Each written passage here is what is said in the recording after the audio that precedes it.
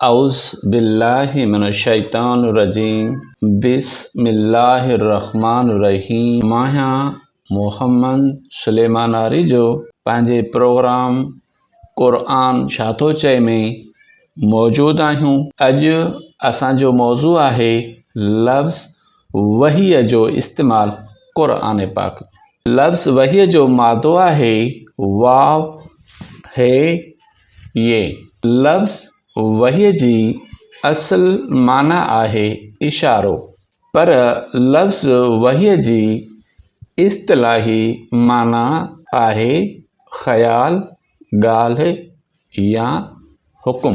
लफ़्ज़ वही क़ुरान पाक जे 33 सूरतुनि ऐं 71 आयतुनि में इस्तेमालु थियो आहे। असां नूह ॾांहुं वही कई त जिन ईमान आंदो आहे उन्हनि खां अलावा ॿिए ईमान न आणींदा।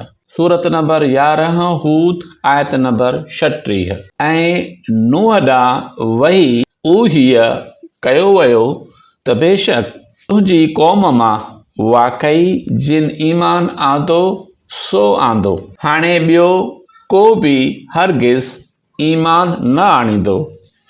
तंहिं करे जेकी कुझु हू कंदा रहिया आहिनि उन्हीअ ते रंज न कर। उहो मज़मून वधीक सूरतुनि में। सूरत नंबर 16 हूद आयत नंबर 37। सूरत नंबर 23 मोमिनून आयत नंबर 27। असां इब्राहीम, इसहाक ऐं याकूब खे वही कई त उहे चङा कम कनि, निमाज़ क़ाइमु कनि ऐं ज़कात ॾियनि। सूरत नंबर 21 अंबिया आयत नंबर 73। ऐं उन्हनि खे अहिड़ो इमाम कयोसूं जेकी माण्हुनि खे असांजे हुकुम मूजिबि हिदायत जो सिधो रस्तो ॾेखारींदा हुआ, ऐं असां उन्हनि ॾांहुं पंहिंजी वही औहैना ज़रिए चङनि कमनि करणु, निमाज़ क़ाइमु करणु ऐं ज़कात ॾियण जी हिदायत कई। उहे असांजा ॾाढा इबादत गुज़ार बाना हुआ। असां मूसा खे वही कई त पंहिंजी लठ मैदान में उछले यानी फिटी करे। सूरत नंबर 7 अराफ आयत नंबर 117। ऐं असां मूसा ॾांहुं वही औहैना कयो त पंहिंजी लठ मैदान में उछल। पोइ हिननि जेको ठाहियो तंहिंखे उते जो उते उहा लठ नाग बणिजी गिड़काईंदी वई। उहो मज़मून वधीक सूरतुनि में। सूरत नंबर 7 अराफ आयत नंबर 160। सूरत नंबर 10 यूनिस आयत नंबर 87। सूरत नंबर 20 तहा आयत नंबर 13, 48 ऐं 77। सूरत नंबर 26 शूरा आयत नंबर 52 ऐं 63। असां मूसा जी माउ खे जेका वही करणी हुई सा कईसीं। सूरत नंबर 20 तहा आयत नंबर 38। ऐं ए मूसा, तोखे उहो वक़्तु यादि आहे जॾहिं तुंहिंजी माउ ॾांहुं वही यूहा कयोसूं जेकी करणो हो। उहो मज़मून वधीक सूरत में। सूरत नंबर 28 कसस आयत नंबर 7। असां यूसुफ खे खूह में वही कईसीं। सूरत नंबर 12 यूसुफ आयत नंबर 15। पोइ जॾहिं उहे उनखे वठी विया ऐं उन ॻाल्हि ते मुतफ़िक़ थिया त यूसुफ खे उन ॿुटे यानी फिटल खूह जे तरे में उछलाईनि त असां खेसि यानी यूसुफ खे वही औहैना कयो त ऐं यूसुफ, हिन वाक़े जी तूं खैन ज़रूर सुध यानी ख़बर ॾींदे जो हिननि कॾहिं सोचियो बि कोन हूंदो। हज़रत ज़करिया अलैहिस्सलाम पंहिंजे हुजरे खां ॿाहिरि आयो ऐं पंहिंजी क़ौम खे वही कयाईं। सूरत नंबर 19 मरियम आयत नंबर 11। पोइ ज़करिया महराब यानी हुजरे मां पंहिंजी क़ौम ॾांहुं ॿाहिरि आयो ऐं खंयसि इशारे सां हिदायत कयाई त सुबुह ऐं सांझीअ जो अलाह जी पाकी बयानु कंदा करियो। अलाह ताला हवारीन ते वही कई त मूं ते ऐं ईसा अलैहिस्सलाम ते ईमान आणियो। सूरत नंबर 5 माइदा आयत नंबर 111। ऐं जॾहिं मूं हवारीन ॾांहुं वही औहैत कयो हो त मूं ते ऐं मुंहिंजे रसूल ईसा ते ईमान आणियो त उन्हनि चयो त असां ईमान आंदो ऐं ए ईसा तूं शाहिद हुजजा त असीं बेशक मुस्लमान आहियूं। अल्लाह दीन इस्लाम खे क़ाइमु रखण लाइ नूह अलैहिस्सलाम खे, इब्राहिम अलैहिस्सलाम खे, मूसा अलैहिस्सलाम खे, ईसा अलैहिस्सलाम खे ऐं हज़रत मुहम्मद सल्लल्लाहु अलैहि वसल्लम खे वही कई हुई। सूरत नंबर 42 शूरा आयत नंबर 13। हिन तव्हां लाइ उहो ई दीन मुक़ररु कयो आहे जंहिं दीन जी वसियत नूह खे कई हुआईं ऐं असां तोॾे ए मुहम्मद सल्लल्लाहु अलैहि वसल्लम वही औहाइना कयो आहे ऐं अहिड़े ई दीन लाइ असां इब्राहिम, मूसा ऐं ईसा खे बि वसियत कई त उन ई दीन इस्लाम खे क़ाइमु कजो ऐं उन में धार धार फ़िरका न थिजो। लेकिन मुशरिकनि खे उहा ॻाल्हि ॾुखी थी लॻे जंहिं लाइ तूं खेनि दावत ॾेई रहियो आहीं। बेशक अल्लाह जंहिंखे घुरे थो तंहिंखे पाण लाइ चूंडे थो ऐं जेको हिन ॾांहुं रुजू करे थो तंहिंखे पाण ॾांहुं हिदायत जी राह ॾेखारे थो। अल्लाह ताला मलाइकनि खे वही कई त मां तव्हां सां गॾु आहियां। सूरत नंबर 8 अनफाल आयत नंबर 12। ऐं यादि करियो जॾहिं तुंहिंजे रब उन्हनि मलाइकनि खे हुकुम यूं ई ॾिनो त बेशक मां अव्हां सां गॾु आहियां, पोइ अव्हीं बि मोमिननि खे साबित कदम रखो ऐं मां जल्द ई काफ़िरनि जे दिलनि में रोब तारी कंदुसि।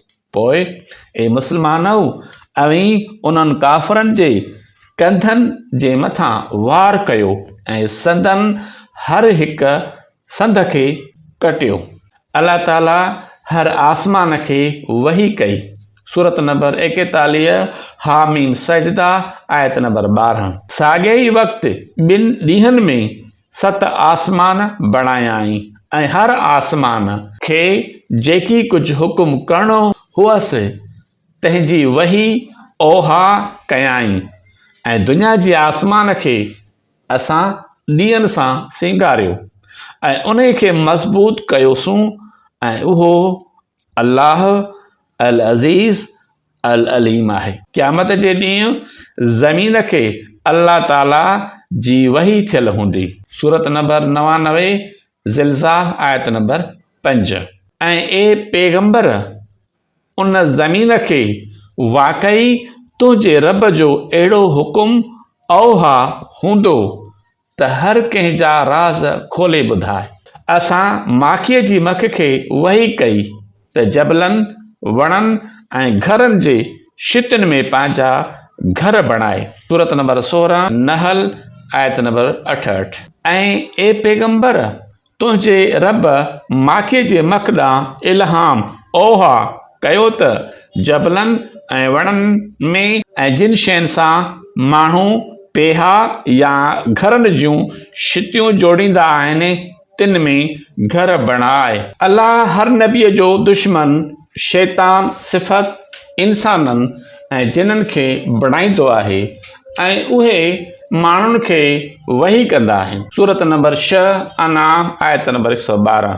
ए नबी अहिड़ीअ तरह असां हर नबीअ जो शैतान सिफ़त इंसाननि ऐं जिन्हनि खे दुश्मन बणायो आहे जेकी धमकी ॾियण लाइ हिक ॿिए जे मन में ठॻीअ जूं ॻाल्हियूं वही यूं ई कनि था ऐं जेकॾहिं तुंहिंजो रब घुरे हा त हू ईअं न कनि हा।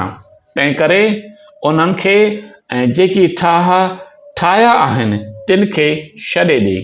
उहो मज़मून वधीक सूरत में सूरत नंबर 6 अनाम आयत नंबर 121। ज़ालिम सिफ़त माण्हू चवनि था त असां ते बि वही ईंदी आहे ऐं असां बि अहिड़ी वही नाज़िल करे सघूं था जहिड़ो अलाह नाज़िल कयो आहे। सूरत नंबर 6 अनाम आयत नंबर 93। ऐं उनखां वधीक ज़ालिम केरु थी सघे थो जेको अलाह ते कूड़ घड़े या चवे त मूं ते बि वही ओही नाज़िल कयो वियो आहे, हालांकि उन ते को बि वही यूह नाज़िल न कयो वियो हुजे या जेकी चवे त आउं बि अहिड़ो नाज़िल करे सघां थो जहिड़ो अलाह नाज़िल कयो आहे। ए मुहम्मद सल्लल्लाहु अलैहि वसल्लम, जेकॾहिं तूं उन्हनि ज़ालिमनि खे ॾिसी जॾहिं उहे मौत जे सकरात वारनि सख़्तियुनि में हूंदा आहिनि ऐं फ़रिश्ता उन्हनि ॾांहुं हथ वधाईंदा आहिनि त पंहिंजनि साहनि खे ॿाहिरि कयो। अॼु अव्हां खे ज़िलत जो अज़ाब उन करे ॾिना वयव जो अव्हां अलाह ते नाहक कूड़ बकंदा हुओ ऐं संदसि आयतुनि खां तकबर कंदा हुओ। ए मुहम्मद सल्लल्लाहु अलैहि वसल्लम, असां तो ॾांहुं ईअं वही कई आहे जीअं ॿियनि नबियुनि ॾांहुं कंदा आहियूं। सूरत नंबर 4 निसा आयत नंबर 163। ए मुहम्मद सल्लल्लाहु अलैहि वसल्लम, असां यकीनन तो ॾांहुं ईअं वही औहाइना कयो आहे जीअं नूह ऐं उन खां पोइ ॿियनि नबियुनि ॾांहुं वही औहाइना कयो होसूं ऐं इब्राहिम, इस्माइल, इसहाक, याकूब ऐं उन जे औलाद ऐं ईसा, अयूब, यूनिस, हारून ऐं सुलेमान ॾांहुं बि वही औहाइना कयोसूं ऐं असां दाऊद खे बि ज़बूर अता कयो हो। उहो मज़मून वधीक सूरतुनि में सूरत नंबर 12 यूसुफ आयत नंबर 109। सूरत नंबर 14 इब्राहिम आयत नंबर 13। सूरत नंबर 16 नहल आयत नंबर 43। सूरत नंबर 17 बनी इसराइल आयत नंबर 73 ऐं 86। सूरत नंबर 18 काफ आयत नंबर 87 ऐं 110। सूरत नंबर 42 शूरा आयत नंबर 7 ऐं 25। ए पैगंबर, ही गैब जूं ख़बरूं आहिनि जेके असां वही जे ज़रिए तोखे ॿुधायूं आहिनि। सूरत नंबर 3 इमरान आयत नंबर 44। ए मुहम्मद सल्लल्लाहु अलैहि वसल्लम, ही गैब जूं ख़बरूं आहिनि जेके असां तो ॾांहुं वही नूह जे ज़रिए मोकिलियूं था। तूं उन वक़्तु उन्हनि वटि मौजूदु न हुई जॾहिं हिननि कलम थे उछलिया त मरियम खे केरु संभाले ऐं न कि तूं उन वक़्तु उन्हनि वटि हुई जॾहिं हू झगड़ो करे रहिया हुआ। उहो मज़मून वधीक सूरतुनि में सूरत नंबर 11 हूद आयत नंबर 49। सूरत नंबर 12 यूसुफ आयत नंबर 102। सूरत नंबर 16 नहल आयत नंबर 123। सूरत नंबर 17 बनी इसराइल आयत नंबर 39। सूरत नंबर 42 शूरा आयत नंबर 51। ए नबी, चओ त ही क़ुरान मूं ॾांहुं वही कयो वियो आहे त जीअं मां तव्हां खे ख़बरदार करियां। सूरत नंबर 6 अनआम आयत नंबर 19। ए पैगंबर सल्लल्लाहु अलैहि वसल्लम, उन्हनि खां पुछ त कंहिंजी शाहिदी सभ खां वॾी आहे। चओ अलाह जी। उहो अलाह जेको मुंहिंजे ऐं तव्हां जे विच में शाहिद आहे त उन सां तव्हां खे ऐं जिन ताईं इहो यानी क़ुरान पहुचे उन्हनि सभिनि खे ख़बरदार करियां। छा तव्हां वाक़ई अहिड़ी शाहिदी ॾियो था त बेशक अलाह सां गॾु ॿिया बि इलाह यानी मबूद आहिनि।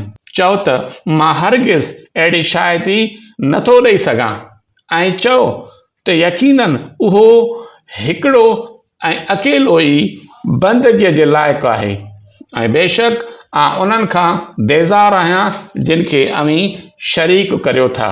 उहो मज़मून वधीक सूरतुनि में सूरत नंबर 10 यूनिस आयत नंबर 2, सूरत नंबर 12 यूसुफ आयत नंबर 3, सूरत नंबर 13 रत आयत नंबर 30, सूरत नंबर 20 तहा आयत नंबर 114, सूरत नंबर 21 अंबिया आयत नंबर 45 ऐं 108, सूरत नंबर 29 अनकबूत आयत नंबर 40, सूरत नंबर 34 सबा आयत नंबर 50, सूरत नंबर 35 फातिर आयत नंबर 31, सूरत नंबर 38 साद आयत नंबर 70, सूरत नंबर 39 ज़ुमर आयत नंबर 65, सूरत नंबर 41 हामीम सजदा आयत नंबर 6, सूरत नंबर 42 शूरा आयत नंबर 7 ऐं 52, सूरत नंबर 43 ज़ुखरुफ आयत नंबर 43, सूरत नंबर 53 नजम आयत नंबर 4, सूरत नंबर 72 जिन आयत नंबर 1। ए नबी चओ त मां बि उन वहीअ जी पैरवी करियां थो जेका मूं ॾांहुं नाज़िल कई वई आहे। सूरत नंबर 6 अनाम आयत नंबर 50। ए मुहम्मद सल्लल्लाहु अलैहि वसल्लम उन्हनि खे चओ त मां अव्हांखे कोन थो चवां त को मूं वटि अलाह जा खज़ाना आहिनि ऐं न की ग़ैब जो इल्मु रखां थो ऐं न की अव्हांखे चवां थो त को मलाइक आहियां। मां त फ़क़ति उन वहीअ यूहा जी पैरवी करियां थो जेको मूं ते नाज़िल कयो वञे थो। वरी बि मुहम्मद सल्लल्लाहु अलैहि वसल्लम उन्हनि खे चओ त छा अंधो ऐं सॼो बराबरि थी सघनि था? पोइ छा तव्हां गौर ऐं फ़िक्र नथा करियो? उहो मज़मून वधीक सूरतुनि में सूरत नंबर 6 अनआम आयत नंबर 106 ऐं 145, सूरत नंबर 7 ऐराफ़ आयत नंबर 203, सूरत नंबर 10 यूनिस आयत नंबर 15 ऐं 109, सूरत नंबर 11 हूद आयत नंबर 12, सूरत नंबर 33 अहज़ाब आयत नंबर 2, सूरत नंबर 46 अहकाफ आयत नंबर 9। जज़ाकल्लाह।